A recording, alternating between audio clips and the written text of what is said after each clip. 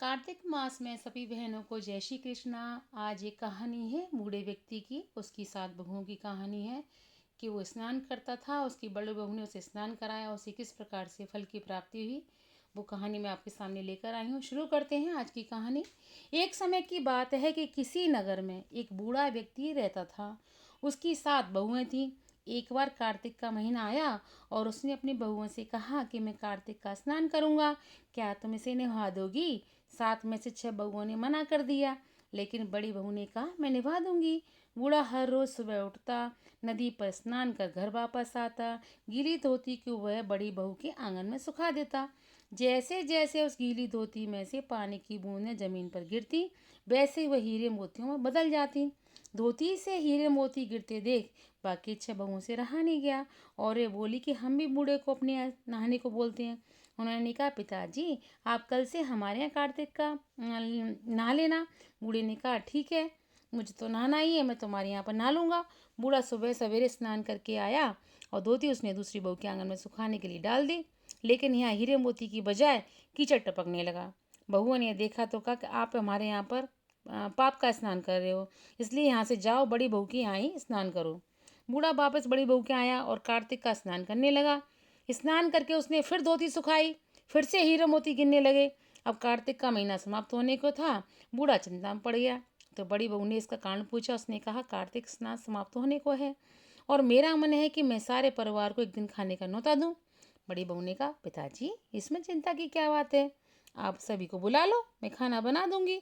बूढ़ा सभी को निमंत्रण देने गया, तो बाकी बहुओं ने कहा जब तक वह घर पर रहेगी हम खाने पर नहीं आएंगे।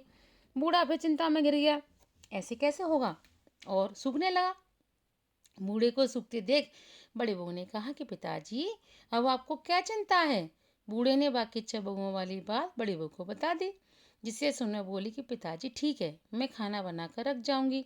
और उसने वैसा ही किया, खाना बनाकर रख दिया और अपने लिए 4 रोटी लेकर खेत पर चली गई। इधर 6 बहुओं ने खाना खा लिया, लेकिन जाने से पहले बाकी बचे खाने में कंकड़ पत्थर डाल गई। बड़ी बहू आएगी तो परेशान होगी।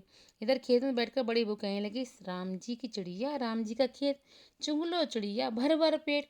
मेरे ससुर ने घर में जगह दी और मैंने खेत में चिड़िया को बाजरा डाल वह घर पर आ गई। घर आई तो बूढ़ा फिर उदास बैठा था। उसने फिर पूछा कि उदासी क्यों, सब ठीक ठाक निबट गया ना? वह बोला कि हाँ सब ठीक ठाक निबट गया, लेकिन वह मेरी देवरानियाँ नहीं, लेकिन वह तेरी देवरानियाँ, मेरी नहीं तेरी देवरानियाँ बाकी बचे खाने में कंकड़ पत्थर व मिट्टी डाल गई हैं। बहू ने कहा कोई बात नहीं पिताजी, मैं तो अपने लिए 4 रोटी फिर बना लूँगी। बूढ़े बहू बूढ़े से बात कर घर के भीतर जाकर खाने को देखती है, लेकिन वो देखती है जिस खाने में वह सब कंकड़ पत्थर डालती है वो हीरे मोती में बदल गए हैं। घर की जगह महल खड़ा हो गया है और धन दौलत से घर भर गया है। अन्न के भंडार घर में भरे पड़े हैं। वह बूढ़े को बुलाकर कहती है पिताजी, आपने तो कहा था कि मेरे लिए कुछ नहीं बचा है, लेकिन यहाँ तो हीरे मोतियों के भंडार हो गए हैं, पूरे घर में धन की वर्षा हो रही है, साधारण सा घर महल महल न बदल गया है। बूढ़ा सब चीजें देखकर बोला, बेटी तुमने सच्चे मन से कार्तिक स्नान सच्चे मन से निभाया था, लेकिन बाकी बहुओं ने पापी मन से इसे निभाया, इसलिए कार्तिक देवता तुमसे प्रसन्न हुए और यह फल दिया।